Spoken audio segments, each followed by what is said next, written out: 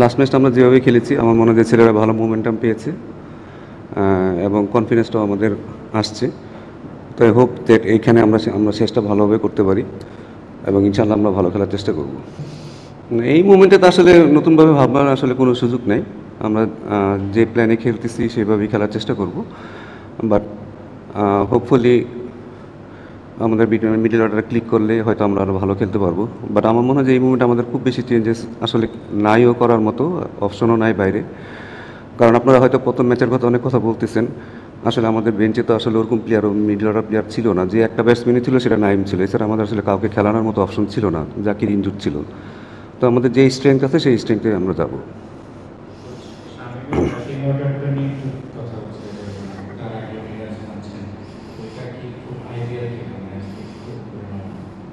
না, খুব একটা যে আইডিয়াল আমি বলবো না, বাট প্রত্যেকটা টিমের কিছু না কিছু প্ল্যান থাকে। সো সেই প্ল্যান অনুযায়ী আমরা গিয়েছিলাম। বাট যেহেতু আমরা সবসময় চাই যে জাকির এবং শামীম সবসময় ফিনিশ করবে এবং তাদেরকে এমন কোনো রোল দিব না যে রোলে আসলে তারা যা টিমটা আস্তে আস্তে বিল্ড করবে। আমার মনে হয় এরা এসে যেন ফ্রি খেলতে পারে। তো ওইরকম আমাদের প্ল্যানটা ওইভাবেই থাকে। এবং খুব বেশি যে আমাদের নিচেও পাওয়ার হিটার আছে সেটাও আমাদের আসলে চিন্তা করতে হয় যে আমাদের না অনেক নিচে আমাদের অনেক পাওয়ার হিটার আছে, বড় বড় ছেলেপেলে আছে যারা বড় বড় শট খেলবে। সো আমাদের আসলে অনেক কিছু চিন্তা করতে হয়। বাট শামীম যেভাবে প্রুভ করছে যে না, সে যে কোনো যদি তাকে বেশি ওভারও দেওয়া হয় সেখানেও সে ভালো করতে পারবে। সো এটা আমাদের জন্য অনেক কনফিডেন্স দিবে। ইনশাল্লাহ হয়তো আমরা পরবর্তী ম্যাচে সেরকম প্ল্যান করবো। কোচ, এখন তো আসলে সব বোর্ডেই হোয়াইট বল ক্রিকেটটা একই প্ল্যানে খেলে।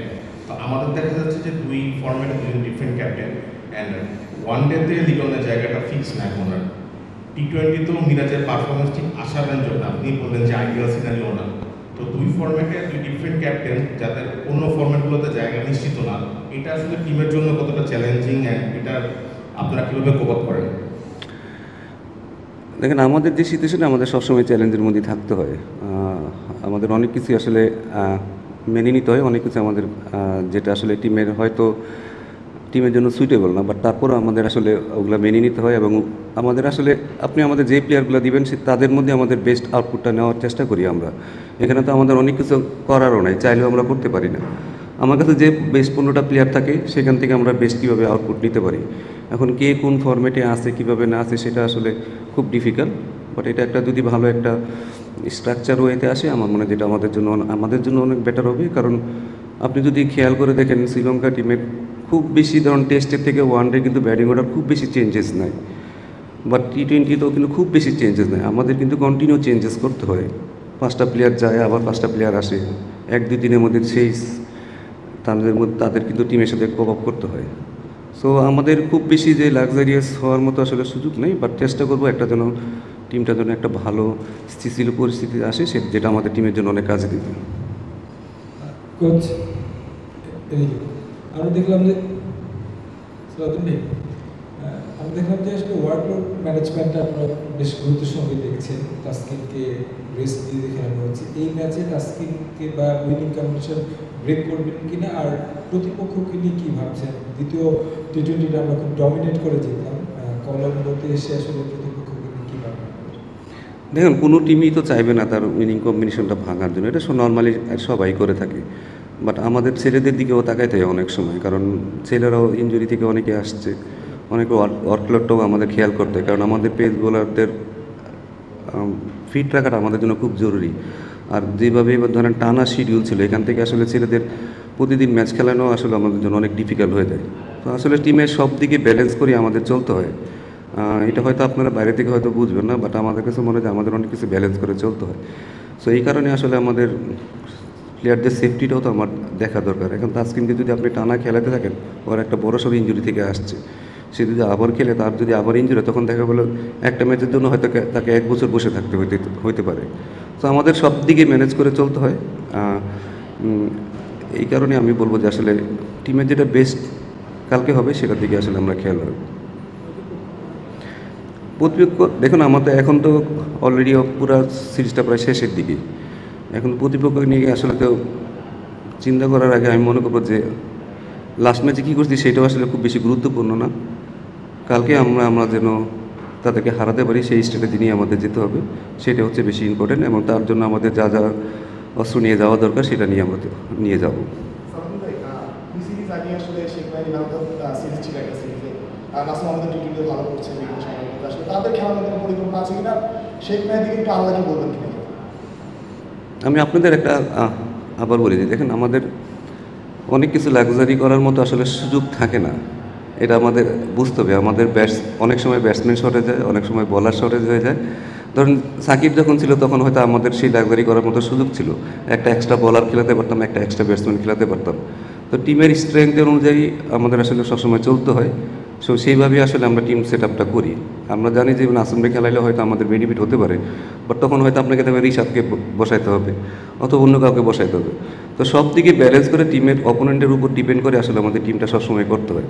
তো এইখানে যেহেতু আবার ব্যাটিংয়ের দিকে আবার তাকাইতে হবে যে আপনার ব্যাটসম্যান কতগুলো আছে, কীভাবে হচ্ছে কেউ ফর্মে আছে কিনা, অফ ফর্মে আছে কিনা, সেটার উপরে আসলে টিমের অনেক কিছু চলতে হয়। তো এই কারণে আমি বলবো যে আসলে যেটাই আমরা করার চেষ্টা করি আমরা সবাই মিলেই করি, এবং চেষ্টা করি যে আসলে বেস্ট পসিবল 11 কাকে খেলানো যায়, যেটা দিয়ে আমাদের আসলে রেজাল্ট আসা যায়। সালাউদ্দিন ভাই, মানে ক্রিকেট শ্রীলঙ্কার সাথে রাইভালরিটা শুরু হলো মূলত আমাদের নিদাস ট্রফির মাধ্যমে, এবং এই ভেন্যুতেই নিদাস ট্রফিতে আমরা শ্রীলঙ্কাকে দুবার হাতে পেয়েছিলাম।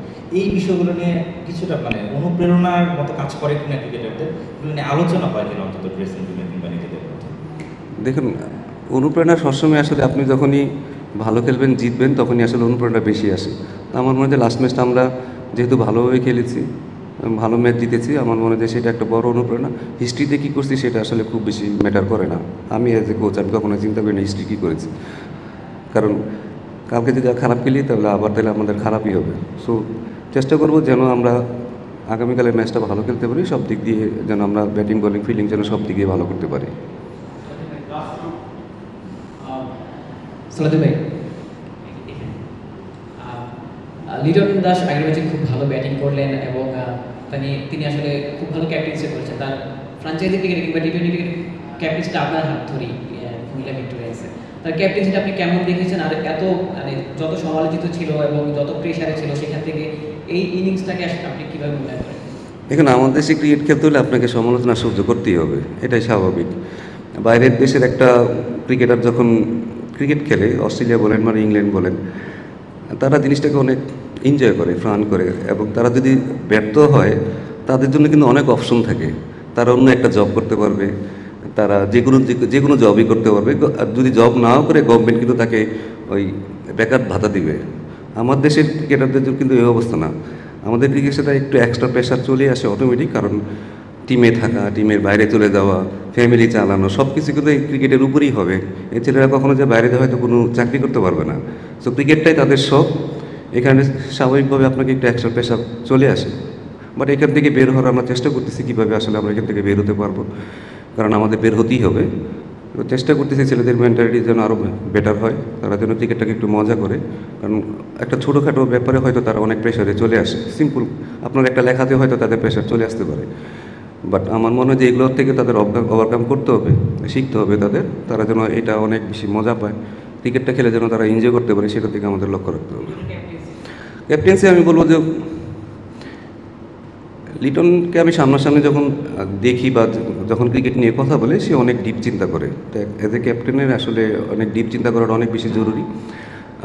মাঝে মাঝে হয়তো একটু ওভার থিঙ্কিং করে, কারণ ভালো খেলতে চাই। যখন আপনি ওভার থিঙ্কিং করবেন তখন আপনি আসলে খেলাটা খুব বেশি এনজয় করবেন না। এই কারণে হয়তো তার পারফরমেন্সটা মাঝে মাঝে খারাপ হয়। তো আমার মনে হয় এখান থেকেও সে বের হওয়ার চেষ্টা করতেছে। আমার মনে হয় ভবিষ্যতে সে আরও ভালো ক্যাপ্টেন্সি করবে। তাহিদ হৃদয়ের কথা যদি বলি, তিনি যখন আসলে ক্যারিয়ারটা শুরু করেন একটু অ্যাগ্রেসিভ ছিলেন, স্ট্রাইক রেটটা ভালো রাখার চেষ্টা করতেন, কিন্তু বিগত কয়েকটা সিরিজ কিংবা কয়েকটা ম্যাচে যেন মনে হচ্ছে একটু ধীর গতিতে খেলছেন। এই তাহিদ হৃদয় কি আসলে নিজের ব্যাটিং স্টাইলটা চেঞ্জ করেছেন কিনা, বা তার আসলে ব্যাটিং স্টাইলটা নিয়ে আপনার অবজারভেশনটা? আমি বলি যে প্রত্যেকটা ছেলে আসলে টিমের জন্য খেলে, ছেলেরা সবসময় টিমের জন্য খেলে। আপনি যখন দেখবেন আপনার স্কোর বোর্ডে রান নাই, 2 উইকেট পড়ে গেছে, আপনি আপনার স্বাভাবিক খেলাটা হয়তো চাইলেও খেলতে পারবেন না। যদিও চেষ্টা করা উচিত তার স্বাভাবিক খেলাটা খেলার, বাট আমি আমারও বললাম যে সিচুয়েশনটা অনেক সময় তাকে হাত খুলে খেলতে দেয় না। কারণ সে যখন নাম্বার 3 পজিশনে খেলছে তখন কিন্তু সে অনেক ফ্রি খেলতে পারতো, কারণ পাওয়ার প্লেটা ইউজ করতে পারতো। যখন এই যে 4 নামে হয়তো আপনার দেখা গেল 2 উইকেট নেয় পাওয়ার প্লে পরে, তখন সে চাইলেও কিন্তু অনেক সময় কিন্তু আপনি চাইলেও সেটা পারবেন না। বাট হয়তো এক্সপিরিয়েন্সের সাথে সাথে সে এটা কপ আপ করে ফেলবে, যে থেকে ওইখানেও কীভাবে আমার ন্যাচারাল খেলাটা খেলা যায়, ওইখান থেকে কীভাবে বেরোতে পারি। তো আমার মনে হয় যে এই কারণে হয়তো সে একটু তার খেলাটা একটু চেঞ্জেস হয়ে যায়। বাট আমরা চেষ্টা করতেছি সেই জন্য এখানেও সে তার স্বাভাবিক খেলা খেলতে পারে। T20 আপনাকে সবসময় একটু অ্যাগ্রেসিভ থাকতেই হবে, আমার মনে হয় যে এই কারণে। আপনি শুরুতে একটা কথা বলছেন যে মানে যে অপশনগুলি আপনাদের হাতে থাকে টিমে, যেখানে যে অপশনগুলি সেখান থেকে আপনাদের টিমটা করতে হয়। তো যখন 15 বা 16 মেম্বার্স টিমটা হয়, কোচিং স্টাফের সঙ্গে তো সিলেক্টরদের একটা আলোচনা হয়, সেখানে আপনারা নিশ্চয়ই আপনাদের চাহিদাটা দেন নাকি? এটা নাকি আপনি বলবেন যে সিলেক্টরদের হাতেও অপশন কম, মানে সেটা বাইরেও আমাদের আসলে এই গ্যাপগুলো পূরণ করা তো ক্রিকেটার নেই? আসলে সব দিকেই এটা এটা আসলে কাউকে দোষ দিয়েও লাভ নেই, কারণ আমাদের হাতে অপশনও কম এবং সিলেক্টরদের হাতেও অপশনও কম। অপশনটা বাড়লে আমাদের জন্য ভালো হবে, সিলেক্টরদের জন্যও ভালো হবে। বাট ডিসকাশন যে হয় না এটা বলবো না, আমরা সিলেক্টররা কোচদের সাথে, আমার হেড কোচের সাথে ডিসকাস করে, ক্যাপ্টেনের সাথে ডিসকাস করে। বাট অপশন যদি আপনিও বলেন আমাদের বাইরে যে খুব বেশি অপশন আছে সেটাও কিন্তু না। বাট প্রতিটা সিরিজ অনুযায়ী হয়তো তারা সেভাবে চিন্তা ভাবনা করে, সেভাবেই টিমটা দেয়। আমার কথা হলো যে আমাদের যে বেশ 16 জন দিবে, সেই 16 জনের বাইরে তো আমরা কিছু করতে পারবো না, ওটার মধ্যে আমাদের থাকতে হয়। ম্যাচের আগের দিন এখন পর্যন্ত উইকেটটা দেখার সুযোগ হয়েছে, অর্থাৎ যে দুটো ওয়ান আমরা এখানে খেললাম দুটোর মধ্যে কোনো একটা উইকেট আমরা খেয়েছি কিনা, এক নম্বর, বা কন্ডিশনটা আসলে কেমন হতে পারে। নাম্বার 2 হচ্ছে যেহেতু বিসিবি একজন নতুন ব্যাটিং কোচ খুঁজছে, বলেছিল এর মধ্যে আসলে যে বিদেশি একজন ব্যাটিং কোচ খুঁজবে এবং স্পেশালাইজড যেহেতু কোনো ব্যাটিং কোচ আপাতত নয়, আপনি দেখভালটা করছেন পুরো ব্যাটিং ডিপার্টমেন্টটা, কোনোভাবে কি এটা যদি হয় আপনার সঙ্গে কনফ্লিক্ট করবে কিনা, বা মানে আপনার দায়িত্বে সেটা কোনোভাবে আসলে প্রভাব পড়বে কিনা? দেখুন, আমি কোচ, আমাকে যদি আপনি বলেন যে কালকে সালাউদ্দিন তুমি যাও 13-এ যায় কোচিং করাও, আই ডোন্ট মাইন্ড। আমার এখানে ট্যাগ লেখা নাই যে আমি কোচ ন্যাশনাল টিমেরই শুধু। সো এটা নিয়ে আমার কখনো ইগো সমস্যাও নেই, আমার কোনো কিছু সমস্যা নেই, এটা নিয়ে আমি চিন্তিতও না। আর কেউ আসলে, কেউ যদি ভালো কেউ আসে, যেটা যদি টিমের জন্য যদি ভালো হয়, দেখুন এই বাংলাদেশ টিম আমার বাপদাদার সম্পত্তি না, ঠিক আছে? এটা হচ্ছে যে আমি যদি ভালো না করি এখানে সমালোচনা হবেই, এটা আমাকে স্বাভাবিকভাবে মেনে নিতেই হবে। ভালো করলে সবাই বাহাবা দিবে। বাট আমি কি টিমের জন্য আমার 100% দিচ্ছি কিনা, আমি কি আমার জায়গায় অনেস্ট কিনা, সেটা আমার কাছে মুখ্য বিষয়। আজকে ধরেন 27-28 বছর কোচিং করার পরে যদি কেউ যদি বলে যে আমি কি যেন বলছে, আপনারা যেমন বলেন যে টিমে অনেক অভিযোগ, কিন্তু অভিযোগগুলো আপনি একটু লিখে দিলে ভালো হইতো। বলে দিলেন পাবলিকলি, আপনি কাউকে একটু বলে দিলেন, সেটা কিন্তু আসলে আপনাকে তো এভিডেন্স দিতে হবে, ঠিক না? আপনাকে এভিডেন্স দিলে সেটা ওই কোচের জন্য ভালো হইতো, যে আমি যদি ভুল করে থাকি আমি ওই জায়গাটা শুধরাবো। বাট আপনি একটু লিখে দিলে পারেন না। বাট আমি জানি আমি আমার জায়গায় 100% অনেস্ট কিনা। আমি হয়তো ভালো কোচ নাও হতে পারি, ঠিক আছে? আমি যদি ভালো না হইলে বোর্ড আমাকে সরাই দেবে, কোনো সমস্যা নেই। বাট আপনি কখনো কাউকে কোনো কিছু জাস্টিফাই না করে যদি আপনি কাউকে লেখেন, এটা আসলে ঠিক না। এটা মানুষের আসলে আপনি কি জানেন কি লোকটা অনেস্ট কি অনেস্ট না, সেটা জেনে তারপরে আমার মনে হয় লেখা উচিত। এটা শুধু হয়তো আমি মেন্টালি অনেক স্ট্রং আছি, অনেক দুর্বল মানুষ কিন্তু হয়তো পড়ে দিতে পারে। আর আমার এমন না যে আমার এখানে চাকরি করতেই হবে, আমার অনেক কিছু করার আছে। সো আর এখানে আমি নিজের ইচ্ছাও আসিনি যে আমি চাইছি আমাকে চাকরি দেন, আমি এখানে চাকরি করবো, এমন তো কিছু না।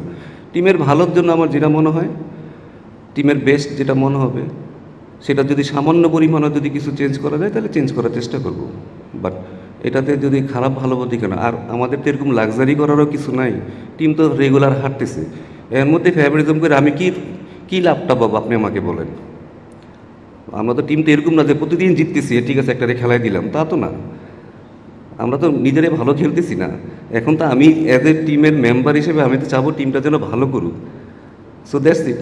সো আপনাদের বোঝা উচিত আসলে কাকে কীভাবে আসলে দেখা উচিত। Thank you very much.